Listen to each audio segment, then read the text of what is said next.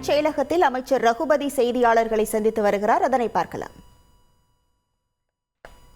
சொன்ன பிறகும் கூட எங்கள் கோரிக்கையை நீங்கள் முதலில் கேட்க வேண்டும், அப்புறம்தான் முதலமைச்சர் தீர்மான 110 விதியின் கீழ் அறிக்கை தாக்கல் செய்ய வேண்டும் என்று சொல்லி சத்தம் போட்டுவிட்டு வெளிநடப்பு செய்ய வேண்டும். ஏனென்றால் அவர்களுக்கு தெரிந்திருக்கிறது, இன்றைக்கு மாநில சுயாட்சி மாநிலத்துடைய உரிமைகளை காப்பதற்காக தீர்மானம் கொண்டு வரப்போகிறோம் என்பது.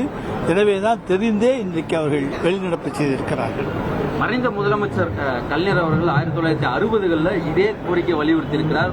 ராஜமன்னார் கமிட்டி அமைக்கப்பட்டது.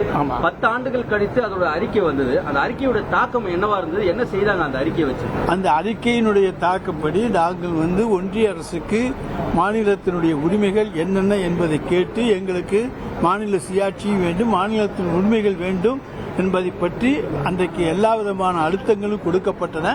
ஆனால் எந்த அழுத்தத்துக்கும் பதில் கிடைக்கவில்லை. தற்போது இப்ப மீண்டும் அதே சாராம்சத்தோட ஒரு குழு அமைப்பது என்ன பயனளிக்கும் நம்பிக்கை இருக்கு உங்களுக்கு? இன்றைக்கு 40 ஆண்டுகள் வலியுறுத்தி நடக்காதது. இன்றைக்கு ஒத்த கருத்துடைய பல்வேறு மாநிலங்கள் இன்றைக்கு நம்மோடு இணைந்திருக்கின்றன. மாநிலத்திலே மாநில அரசுக்கு பல்வேறு அதிகாரங்கள் வேண்டும் என்பத கருத்து பல்வேறு மாநில அரசுகளிடத்திலே இருக்கிறது. இந்த புதிய எழுச்சி, புதிய தெம்பை நமக்கு இன்றைக்கு தந்திருக்கிறது. ஆனால் எதையுமே நம்முடைய மாண்புமிகு தமிழ்நாடு முதலமைச்சர் முன்னெடுத்து சென்றால்தான் வெற்றி பெற முடியும் என்பதிலே மற்ற மாநில முதல்வர்களுக்கும் மாநில அரசுகளுக்கும் நம்பிக்கை இருக்கிறது. எதிர்க்கட்சி ஆளுகிற, குறிப்பாக எதிர்க்கட்சி ஆளுகிற, அதாவது பாரதிய ஜனதாவுக்கு கட்சி இல்லாத மாநிலங்களை ஆளுகிற முதலமைச்சர்களுக்கெல்லாம் நாம் முன்னெடுத்து செல்கின்ற அந்த காரணங்கள் வெற்றி பெறும் என்கிற நம்பிக்கை இருக்கிறது. எனவே அவர்களும் நம்மோடு இணைந்து, ஏற்கனவே பார்த்தால் யாரும் நம்மோடு இணைந்து அந்த அளவுக்கு போராட முன்வரவில்லை. இப்பொழுது நிச்சயமாக நாம் முன்னெடுக்கும் அந்த போராட்டத்துக்கு நம்முடைய மாண்புமிகு தமிழ்நாடு முதலமைச்சர் அவர்கள் மாநில உரிமைகளை மீட்டெடுப்பதற்காக எடுக்கும் நடவடிக்கைகளுக்கு மற்ற மாநிலங்களும் தங்களுடைய உரிமைகளை காப்பாற்ற வேண்டும் என்கின்ற அடிப்படையில் முன்வருவார்கள் என்ற நம்பிக்கை எங்களுக்கு ஏற்பட்டிருப்பதால் தான் இப்பொழுது புதிய அழுத்தத்தை கொடுத்துக்கிறோம். திமுகவுடைய ஆட்சி காலம் நிறைவடைந்ததற்கு பிறகு அந்த 2 ஆண்டுகள் கழித்து தான் முழுமையான அறிக்கை கிடைக்க போகுது. எங்க ஆட்சி காலம் இருக்கும் பட்சத்தில் இப்போது இதை அறிவிப்பது தேர்தலுக்கான அரசியலுக்குன்னு பாஜகவுடைய விமர்சனம் இருக்கு. அதை திமுக எப்படி கையாள போது? உண்மையாவே தேர்தல் எங்களை பொறுத்தவரை அடுத்த ஆட்சி திராவிட முன்னேற்ற கழக ஆட்சிதான். தொடர்ந்து தலைவர் தளபதி அவர்கள் 2வது முறையாக தமிழ்நாட்டினுடைய முதலமைச்சராக வருவார். ஏற்கனவே நாங்கள் சொல்லியிருக்கிறோம், தெளிவாக சொல்லியிருக்கிறோம். தேர்தலுக்காக எந்த விதமான காரியங்களையும் நாங்கள் முன்னெடுப்பவர்கள் அல்ல. மக்கள் பிரச்சனைகளுக்கான காரியங்களைத்தான் முன்னெடுப்போம், அதில் வெற்றி பெறுவோம். எனவே இந்த 2 ஆண்டு காலம் என்பது என்னால் ஒரு வருட காலத்துக்குள்ளே விரைந்து விசாரிக்க முடியாது என்பதால் தான் சொல்லியிருக்கிறோம். ஆனாலும் விரைந்து விசாரிப்பதற்கான நடவடிக்கைகளை எங்களுடைய மாண்புமிகு முதலமைச்சர் அவர்கள் எடுப்பார்கள்.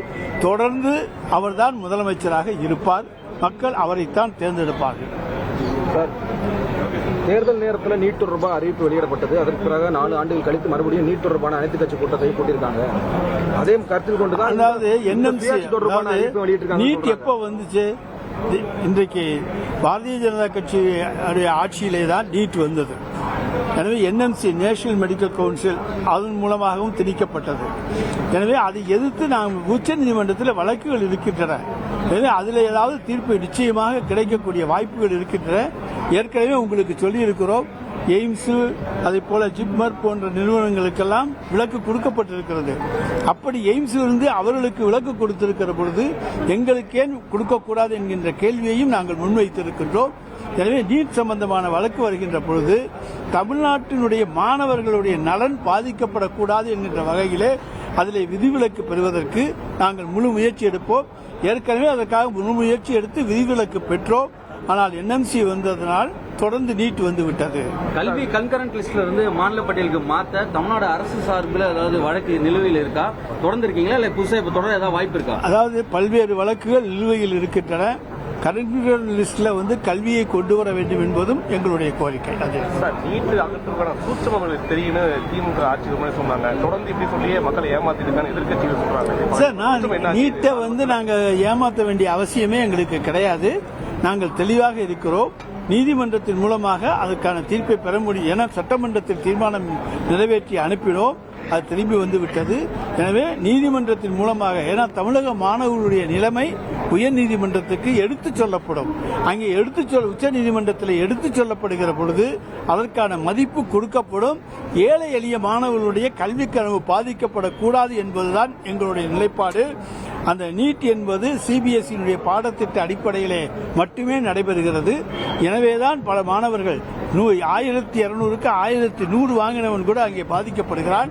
ஆனால் சிறந்தவர்கள் நீட் இல்லாமல் வந்தவர்கள் தான் தலை சிறந்த மருத்துவர்களாக இன்றைக்கும் இருக்கின்ற சூழ்நிலையை நாம் கண்டு கொண்டிருக்கின்றோம். எனவே நீட்டுக்கு நாங்கள் சட்ட போராட்டத்தின் மூலமாகவும் விதிவிலக்கு பெற முடியும் என்கின்ற நம்பிக்கை எங்களுக்கு உண்டு. தலைமைச் செயலகத்தில் சட்டத்துறை அமைச்சர் ரகுபதி செய்தியாளர்களை சந்தித்தார். அதனை நாம் பார்த்தோம். உங்கள் தந்தி ஒன் தொலைக்காட்சியில் கர்ணன் தினமும் மாலை 5 மணிக்கு காண தவறாதீர்கள்.